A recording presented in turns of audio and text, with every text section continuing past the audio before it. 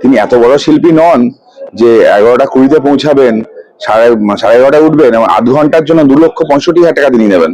এটা absolutely fraud একটা। মিমি চক্রবর্তী যেটা করেছেন অ্যাবসলিউটলি ফ্রড এবং চিটিং বলা যায় সেটাকে। তার বিরুদ্ধে ক্রিমিনাল কেস হওয়া উচিত। পুলিশ ছিল, আবার সিম্পল লজিক বুঝুন আপনারা, পুরো ইনসিডেন্টের সময় পুলিশ ছিল ওখানে।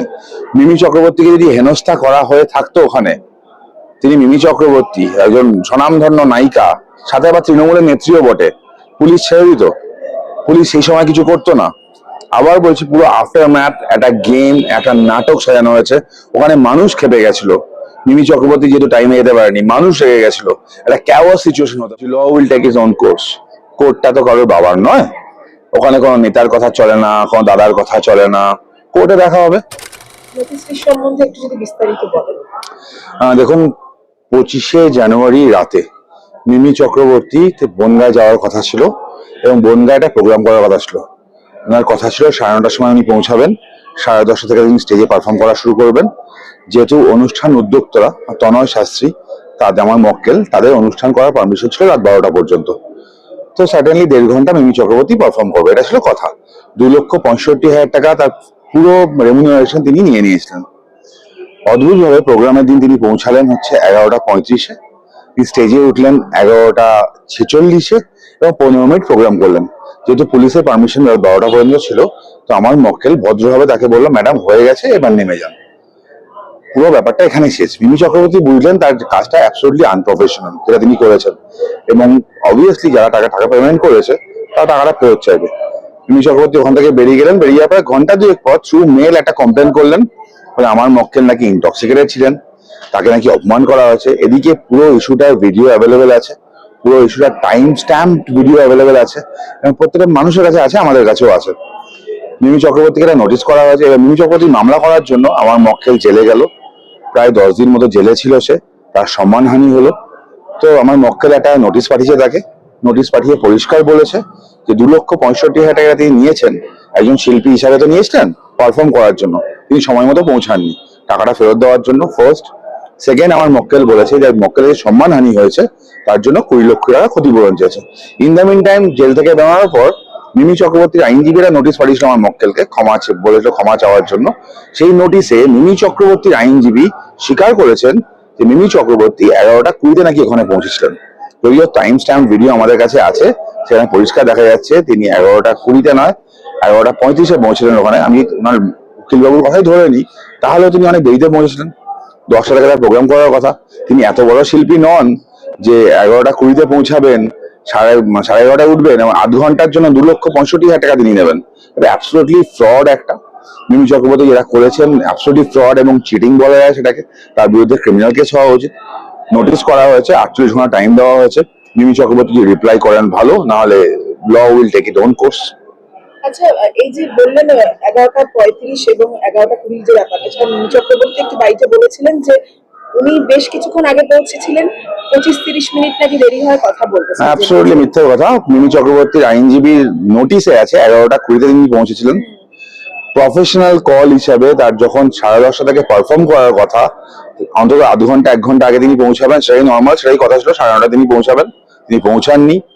কথা বলার ব্যাপার বা অন্য ব্যাপারগুলো অ্যাবসলিউটলি মিথ্যে। তিনি কভার আপ করার চেষ্টা করছেন তাকে টাকা ফেরত না দিতে হয়। আমি আবার বলছি, তিনি শিল্পী হতে পারেন, তিনি অভিনেত্রী হতে পারেন, তৃণমূলের এক্স এমপি তিনি হতে পারেন, তাই বলে তার কোনো অধিকার নেই মানুষের টাকা নিয়ে মানুষের সাথে ফ্রড করবেন। আবার বলছি, law will take its on course. শারীরিক হেনস্থার একটি অভিযোগ এনেছে। পুরোটার ভিডিও আছে, ওই পুরো ইনসিডেন্টটা ওখানে যা যা হয়েছে পুরোটার ভিডিও আছে। কে হেনস্থা হয়েছে পুরো পশ্চিমবঙ্গ দেখেছে। যে তনয় শাস্ত্রী যে টাকা দিয়েছিল মিমি চক্রবর্তীকে পারফর্ম করার জন্য, হেনস্থা তার সাথে হয়েছে। সসম্মানে মিমি চক্রবর্তীকে বলা হয়ে গেছে, ম্যাডাম 12টা বেজে গেছে, পারমিশন শেষ, প্রোগ্রাম বন্ধ। এটাকে হেনস্থা বলে না, এটাকে আইন মেনে চলা বলে। পুলিশ পারমিশন দিয়েছিল 12টা পর্যন্ত, তারপর যদি প্রোগ্রাম চালাতো তাহলে আমার মক্কেলের বিরুদ্ধে মামলা হতো। অবভিয়াসলি সেটা তিনি চাইবেন না। মিমি চক্রবর্তী টাইমে পৌঁছাতে পারেনি, এটা আনপ্রফেশনাল বিহেভিয়ার। অবভিয়াসলি আমি আবার বলছি, এর জন্য লিগেল স্টেপ যা জানা উনি তো নিয়েছেন, না মিথ্যা কেস করেছেন, তার বিরুদ্ধে যা করার করছি, সাথে এই স্টেপ গুলো হবে। আচ্ছা, অনেকে বলছেন যে 12টার পরে নাকি অনুষ্ঠান চলেছে, এটা পুরোটা না, অ্যাবসলিউটলি বেকার কথা। আমি আবার বলছি, মানে পুলিশ ছিল, আবার সিম্পল লজিক বুঝুন আপনারা, পুরো ইনসিডেন্টের সময় পুলিশ ছিল ওখানে। মিমি চক্রবর্তীকে যদি হেনস্থা করা হয়ে থাকতো ওখানে, তিনি মিমি চক্রবর্তী, একজন স্বনামধন্য নায়িকা, সাথে আবার তৃণমূলের নেত্রীও বটে। পুলিশ ছেড়ে দিত? পুলিশ সেই সময় কিছু করতো না? আবার বলছি, পুরো আফটার ম্যাথ একটা গেম, একটা নাটক সাজানো হয়েছে। ওখানে মানুষ খেপে গেছিল। মিমি চক্রবর্তী যেহেতু টাইমে যেতে পারেনি, মানুষ রেগে গেছিল। একটা ক্যাওয়াস সিচুয়েশন হতে পারতো। আমার মক্কেলের নাম খারাপ হয়েছে। আমি এই ওভারঅল ইস্যুগুলো নিয়ে আবার বলছি, মিমি চক্রবর্তী যেগুলো বলছেন, মিথ্যে কথা বলছেন, তার সাথে ভিডিওগ্রাফিক এভিডেন্সের কোনো মিল নেই। লাস্ট একটা প্রশ্ন, এটা কোন রাজনৈতিক লড়াই চলে যাচ্ছে না, সার্টেনলি নয়, সার্টেনলি নয়। মিমি চক্রবর্তী ব্যাপারটাকে রাজনৈতিক করেছেন, আমাদের কাছে খবর আছে। তিনি বেরিয়ে আসার পর টালিগঞ্জের কোন মন্ত্রীকে তিনি ফোন করেছিলেন, দাদা আমার সাথে এরকম হয়েছে, কি করব? সেই দাদা প্রাক্তন বিজেপি, বর্তমান তৃণমূল, না প্রথম তৃণমূল তারপর বিজেপি এবং বর্তমান তৃণমূলের এক নেতাকে ফোন করে। সে লোকাল থানায় ফোন করে একটা বেকার মামলা, যেটা 35(3) নোটিশ সার্ভ করতে হয়, যেটা বিলো 3 years পানিশমেন্ট, সেই মামলায় অ্যারেস্ট করে 10 দিন রেখে দেওয়া হলো। এটা পলিটিক্স। এবার যেটা দেখছেন আপনারা, সেটাকে আইনি লড়াই বলে। এর সাথে রাজনীতির কোনো সম্পর্ক নেই। তনয় শাস্ত্রী আমার মক্কেল, তার সাথে আমার রাজনৈতিক পরিচয়ের কোনো সম্পর্ক নেই। আমি জানি না তনয় শাস্ত্রী কোনো রাজনীতি করে কি করে না। লিগ্যাল ব্যাটেলটা লিগ্যাল ভাবেই হবে।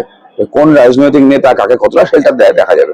আর একটা কথা, যে তনয় শাস্ত্রীকে অ্যারেস্ট করার অন্যতম কারণ বলা হয় যে পুলিশের সঙ্গে অসহযোগিতা। একদম মিথ্যে কথা। আমি কেন বলছি আপনাকে, ধরুন যে প্রথম অভিযোগ তার বিরুদ্ধে যেটা, সেই অভিযোগের পরে তাকে নোটিশ সার্ভ করতে হতো।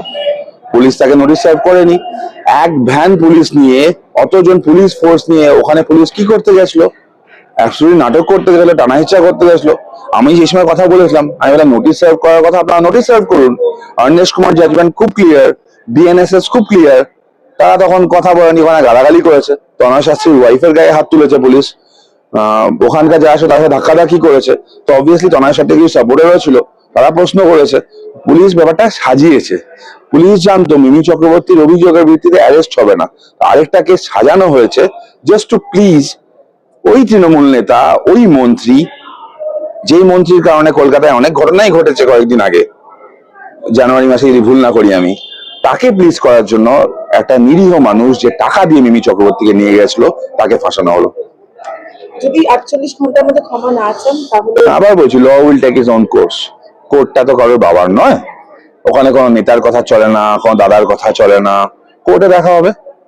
Thank you.